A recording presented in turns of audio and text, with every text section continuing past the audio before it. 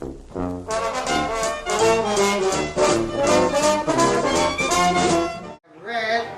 the left side, probably the right side of the paper I gave you. I'm going to go over it and make some other comments. And the title is neat because it gets your attention. Is it Pennsylvania Dutch or Pennsylvania German? And the answer to that question is yes. Here. Okay, and there's an explanation there. I go down to the bottom of the third paragraph where it says High German and Low German. They should be geographic designations and not having to do with the quality of the language. This confuses a lot of people, gets me very irritated, because it's not like Pennsylvania German or German is better or high or low or whatever. The dialects they spoke in southern Germany or southern German dialects, and that's where the land is high, where the Alps are, so they're High German. If you go to the north, where the North Sea, where the land is low, then it's Low German dialects, and it's plural. There were many, many dialects. And the problem is, if you wanted to read in those days, you had to be either part of the clergy, or the nobility, or maybe a merchant. Everybody else, hardly anybody else could read and write. If you wanted a book, you probably had no chance to get one because all books had to be handwritten. That was time and effort, and you needed somebody to write it.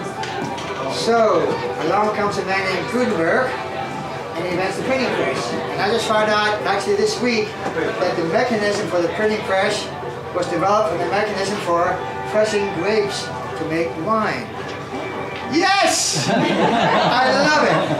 And that was from Michael Werner. Michael Werner is the editor of Hiva Vita Riva, a little newsletter we get. It's now also printed over here, over the Pennsylvania German Cultural Heritage Center. And they're making a film.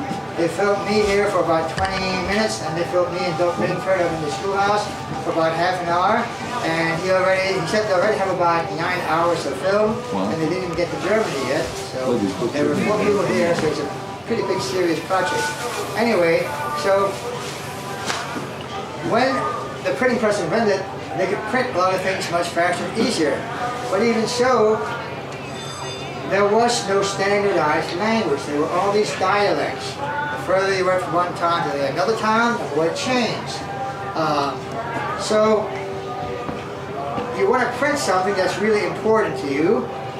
How are you going to do it? Well, you go around and ask people, what's the word for this? How do you say that? How do you pronounce that? How do you spell that?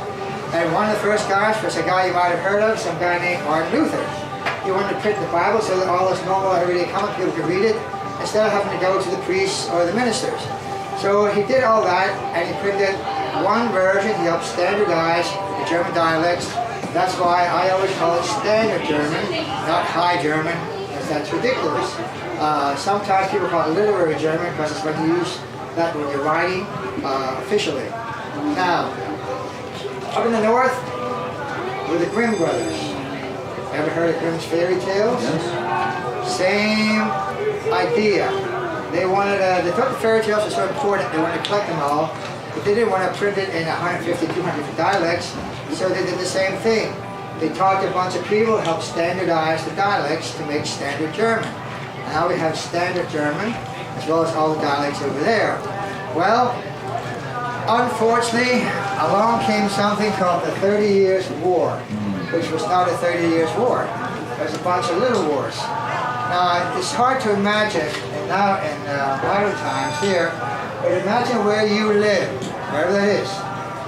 Every couple of years, the French army comes across. A couple of years later, German army comes across. Then the French army, then the German army.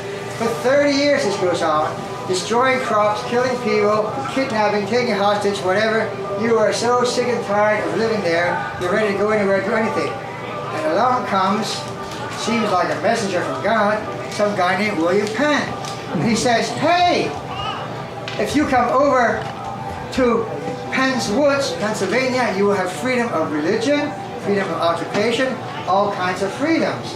So, many of them sold what they could, put the rest in the trunk, got some way to go down the Rhine River, anybody want it? And they came over here to Penn's Woods, most of them. Some went up the Hudson, some went to Maryland, some went to North Carolina, some other states and other areas too, but most of the Penns Woods. Now, when they came, they didn't go by themselves. How would you like to go all the way across the country by yourself? Scary, huh? Yeah, it's scary. So they got their friends and neighbors, 15, 20, 30 people in a group, and they came over here, and then where'd they go? Well, maybe they went to southern Lancaster County, okay? Next group from another area, they settled in northern Berks. Next group from another area over there settled in eastern Lehigh County. And another group settled in, where are we, down Philadelphia area. Well, so now you have groups of different areas, small groups settling in different areas, and so we have different dialects of the dialect here. So if you talk to somebody from Lancaster County, Lehigh County, Berks County, it will sound a little bit different. Sometimes they even have different words for the same thing. There are about half a dozen words for undertaker. The common one in Lehigh County is Loudenslager, which is also a family name. So somewhere in the history they had undertakers, okay? So it's like that all. So when you're teaching this and when you're giving tests, it's really hard to make up a fair test because you have all these little variations from all the different counties where people come from because of how they emigrated here. So, answering the top question there, is it Pennsylvania Dutch or Pennsylvania German? Well, Dr. Don Yoder, who was considered the world expert on all things Pennsylvania German, was a professor at the University of Pennsylvania. I don't know how many books he wrote, how many speeches he made. He's a friend of mine. In fact, I should quote from him on my website. And he, along with many other scholars, said, back in the good old days, 200 years ago, if you were in England, everybody across the channel was either French or Dutch. So, Dutch included people from Holland, Belgium, Luxembourg, Germany, Switzerland, Poland, Austria, wherever they were all Dutch. And even today, most of the Amish will say either you're Amish or Pennsylvania Dutch or you're English. Whether you're Spanish, French, Portuguese, whatever. So it's either English speaking, or you're Amish or Pennsylvania Dutch speaking. And most of them came from this area called the Flandern English or the Pfalz. As big as a couple counties along the Rhine near France and Luxembourg. In fact, one group were French Huguenots who were persecuted by the French king, who was Catholic. They went across the river to the Platte, stayed there for about 10 or 12 years, and they bought land through the Queen of England, and they came over here and sailed up the Hudson. If anybody has ever been up the Hudson, about halfway, there's a town called New Paltz. I was there a few years ago. There's many, many accurately reproduced buildings from that time period, from Pennsylvania Dutch dialect speaking, people who came over from the Platte of the Pfalz. Some of them came down later, a terrible journey overland to the Reading area, the area called Culpehocken. It's an Indian word, means land of the turtle. So that's how they got there. So if you say Pennsylvania Dutch, that's historically accurate. If you say Pennsylvania German, that's linguistically accurate because our dialect, we call it dialect, English the language, is Germanic, not English. So we have Pennsylvania Dutch, Pennsylvania German, 6 to 1, half dozen the other. Some people get very upset by one or the other. Doesn't bother me at all, because like I said, they're both accurate, historically or linguistically. So, which brings us to the bottom of the next page. There are other classes taught Pennsylvania German. There's one in New Tripoli. They use video clips from the internet done by Dr. Hindenburg, who published the latest Pennsylvania German dictionary, grammar book.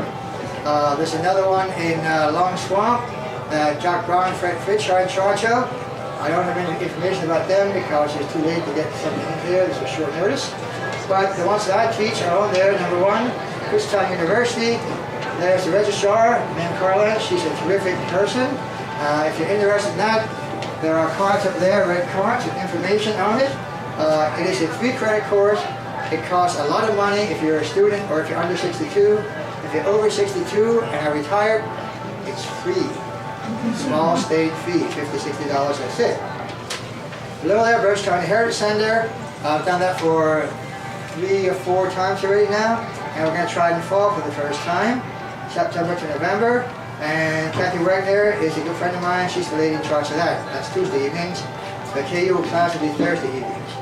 Every class I have, I always ask 2 questions and give 1 comment. These are the questions. Somebody here has to answer this. What's the purpose of language?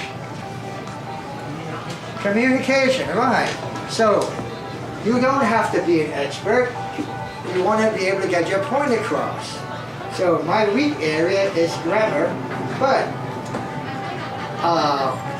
my point is Pennsylvania German, or Pennsylvania Dutch always was, is, and will be mostly an oral language. So if you're talking orally, you don't have to write it, you don't have to read it, but you have to say it correctly, okay? So, I emphasize communication. Now, the second point I always ask, without being cute or nice, who's the most important person in the world to you? Nobody has an answer? You're all bashful and shy like me? Yourself. You're the most important person. Don't tell me your mother, your father, your daughter, your son, whatever, so on and so forth. That's nice, and that's good, and I understand, but you are the most important person to yourself. So, I emphasize you will be talking to me, and you'll be talking to all the other students in the class too, many, many times. Because practice makes perfect. We always say, use it or lose it. That's the way it is. So, when you're teaching anything, and I'm a retired school teacher, I've taught for 12 years in public schools, and I enjoy most of it. There are two methods of teaching in general. The way you all learned growing up, which we call immersion, you're smack dab in the middle of somewhere, and everybody around you talks the same. That's why we have all these dialects and these different kinds of speaking in America. Talk to somebody from New England and the South and California and the Midwest and around here, they won't all sound the same because they talk the way they learned growing up there. It's immersion, they're studying. If you go to school to learn a language, you don't usually learn that way, you learn patterns. You learn the grammatical patterns, it's the academic way of learning, and when you learn the patterns, you just take all the other thousands of words and plug them in the pattern, and you learn to talk like that. I use both ways, but both the patterns, unfortunately, it's much more effective if you use immersion. That's why I practice talking a lot. Okay? Any questions about that page? No? Good. I must have done a great job. Okay. Then we'll give you the second page. Read this left side. At the bottom is the date when I got this. This is from one of the oldest papers in Pennsylvania. It's called the Kutztown Patriot. Still being published. This guy wrote a column for years in the paper. And at the bottom left is the date when this was published.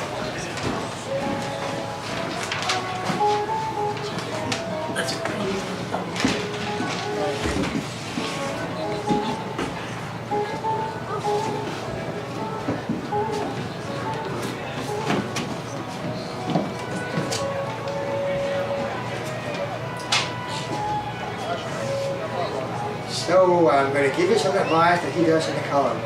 If you want to get older and push back Alzheimer's and dementia, stuff like that, learn a second language. You'll be much more active and intelligent and conversant for another 2 or 3 or 4 years. Isn't that wonderful? I think it's terrific. So this is from 2007, and he wrote a regular column for the Kutztown Patriot.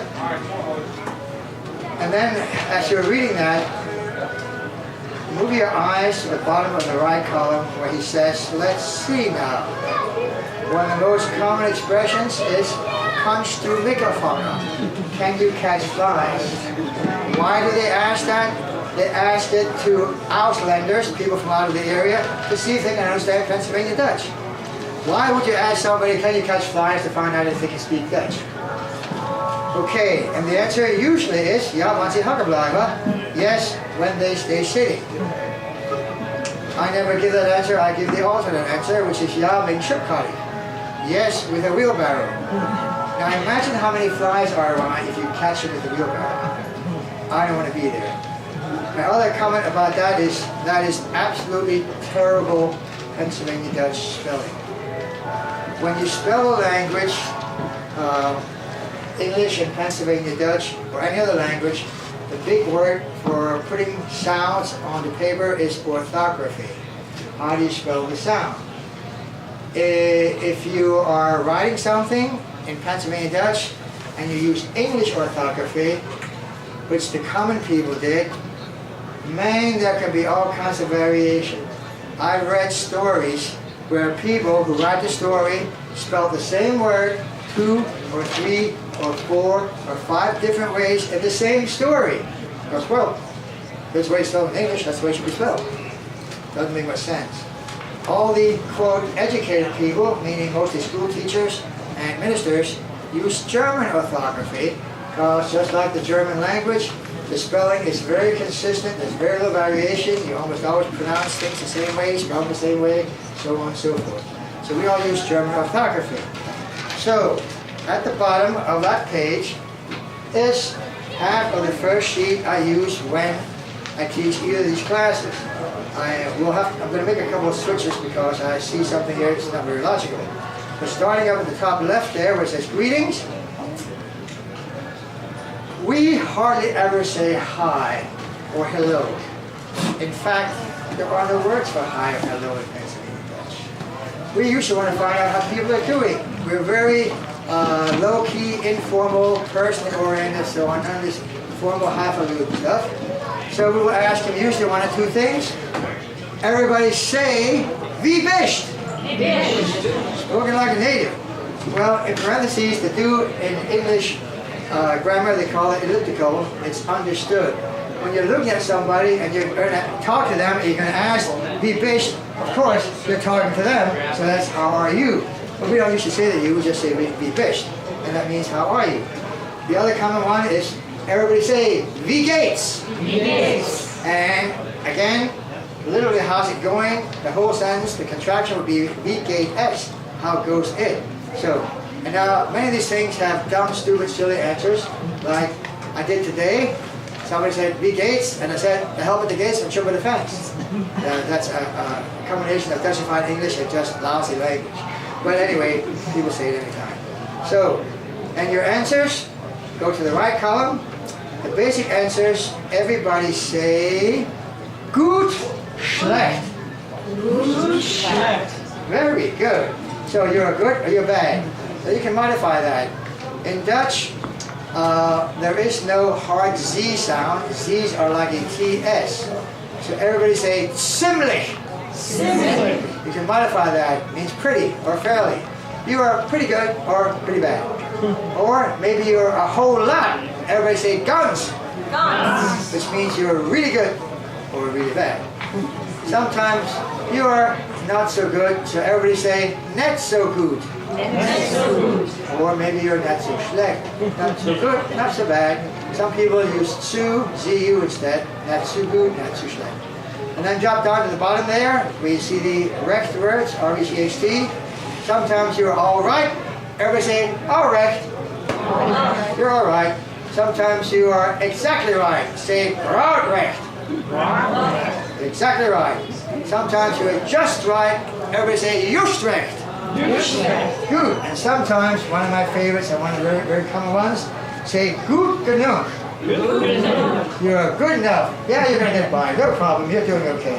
The two little words under there are used a lot. Un is and. I will compare things or take two things. And N is the article a. A something or other, a noun. Okay, back to the first column. And we have hello, goodbye. It's not about the Beatles song. Okay? So when you see somebody, like I said, you don't usually say hi or hello. Depending on the time of day is what you usually say. If you see them in the morning, everybody say, Gute Maria. Which is good morning. If it's after lunch, auf Deutsch, nach Mittag, after the middle of the day, Nachmittag, after the middle of the day, everybody say, Gute Nachmittag. Good afternoon, after the middle of the day. Now, the next two confuse beginners a lot. If you see somebody in the evening and you want to greet them, everybody say, Gut Abend. But if you're leaving, goodbye, everybody say, Gut Nacht. Okay, if you're coming, good over. If you're leaving, good Nacht, go to bed, you're leaving, whatever. People confuse those all the time. Okay, 2 more greetings when you're leaving. Carefully say, ich sein dich. Ich sein dich. Good. The most common one by far. Everybody say, mach's gut. Mach's gut. Which is a contraction from mach es gut. Make it good, literally. All these greetings and so on and so forth. We don't want to say just goodbye, hi, hello, and who cares what you're going to do or what you like. We want you to enjoy the day, make it good, have a good evening or a good afternoon. We're friendly, we're low-key, we're informal, okay? Now below there, etc., you can figure out Norma. I will ask you what your name is. You'll probably know it after 2 or 3 lessons, okay, hopefully. Some people don't, they're slow learners, that's the way it goes. And usually you will say donkey, okay? Some people put an E on the end instead of I, donkey, danka. Danka is more Germanic. Thanks, we are, it means thanks. If you want to say many thanks or large thanks or big thanks, move across the right and you see gross dank. Many thanks, large thanks. Now under there is an unusual pair of words. Gone geschehen is you're welcome. Apparently it's much more formal, much less used than I thought. I've only been using it for about maybe 15 years, but I make all my students say it. They better learn it, or they'll say it many, many times. Gone geschehen, you talk to Amish, they probably won't say gone geschehen. They look at you like you're from another planet or you have 2 heads or something. Somebody says donkey to them and say, ja ja, or mach's nichts, or so geht's, or whatever, but they won't say gone geschehen. It's much less used, it's much more formal. Okay, back to the first column. Under donkey, you see one of the most common expressions when you talk to somebody. Everybody say carefully, gook emo do. Gook emo do. Literally means look. Gook means look. A as in aints, which is 1. Mo is times, like 1 times 3, or how many times did you do it. Do is here. So literally look 1 time here. But you will never hear Dutchmen say it like that. They slur it together and say, "Kookamaldo." So you think it's one whole word. Okay, I will ask you how you're feeling. Are you keel, warm, or haze? There's a taco there, should be 2 E's, not 2 S's. So are you cold, cool, warm, or hot? And the comparison, that's the important word. Oder means or. So bist du kalt oder warm? Bist du groß oder klein? And the important one, bist du a manslide or a weibslide? Are you a male or female? You better learn that one fast or you'll be embarrassed. Okay? So that's most of the words in the beginning papers. We have some things we use. The Bible. It beams first best dictionary. This is, I don't know how old is this, 25, 30, 40 years. 1982. Wow. Anyway, this is the basic Bible. Dick Beam is no friend of mine because I'm so old and been around so much. I know almost everybody here, naming me. So that's the Bible. Later on, Eugene Stein. Dick Beam was the retired professor at Millersville State College, Millersville University now. Eugene Stein was a professor at East Strasbourg. He's no friend of mine. This is both directions, English to Dutch, Dutch to English. They both have in the grammatical things and the plurals and so on. And then, when we get to the end of the first semester at KU and the entire second semester, we use this book, Pennsylvania German Reader and Grammar by Earl Haight. He's another old friend of mine. He's retired. He was a professor at Schuylkill campus of Penn State University. Some of you know Patrick Dunmoyer, who works at the Hurley Center. Patrick is more linguistically oriented in Pennsylvania German than I am. He learned it as a foreign language. We agree on 95% of things, but some things we don't agree on. And it makes life interesting. I think this is a lousy book to learn when you're starting out. Because from the beginning, there's no help, very little help with pronunciation and spelling. Sure, there's a list of how to pronounce things, but right away, you read all these passages in Pennsylvania German. And if you can't hear anything, you have to guess what he means that's written down in here. So I have my own booklet that I use to get people started talking orally. And then at the end of the first semester, we get this, and all second semester. It is really grammatically oriented. If you want to be an expert and write things in Pennsylvania German, then you will need a grammar book like this or Doug Maidenford's or some others. If not, as I said, most Pennsylvania speakers are oral, and and very little reading or writing. We have to use it when we're reading or writing things in class. So, and if you are a glutton for punishment and want to hear Pennsylvania German sung, this is my CD, one of my 3 CDs. This one is my wife. My wife is the one on the left. Okay. And the song list is on the back here, and they have back there other places too. Other than that, I really need some questions or comments from anybody. Anything. Serious, silly, whatever. Ask. Tell me. Don't be bashful or shy. Anna! One of my all-time favorite students! That's why I thought I wanted to say something. I took Keith's class at Kutztown University last year, and it was great. I really did love it. In addition to learning the language, we had a lot of fun. And if you are in the area, you're a senior citizen, it cost me $40 for the books, and it cost me $57 in fees. It's a no-brainer. We had a lot of fun. I learned a lot. So if you're around in the area, do it. Thank you. You'll get your money later. Okay? But the other thing, which I keep forgetting to mention, is at the Brintzenhoff Heritage Center, it's mostly just me, and I do other things in addition to it, like folklore, history, culture, arts, crafts, especially music. That's my bag. But at KU, I have some of the best visiting speakers in Pennsylvania German culture, and arts, and craft and stuff in the world. They are local, regional, national, and international experts, and they can tell you that there's a lot of people that know a lot of stuff that will not do about individual topics. And that, to me, says it all. In 1 year, you can learn so much about Pennsylvania culture. It's amazing to me. 1 year, one place. The first hour and a quarter was language, talking back and forth, and then we had a break, and then we had these speakers, and they were, absolutely say that, because they were fun. Yep, Darlene was one of the speakers. Yeah. She's been around for a couple of years.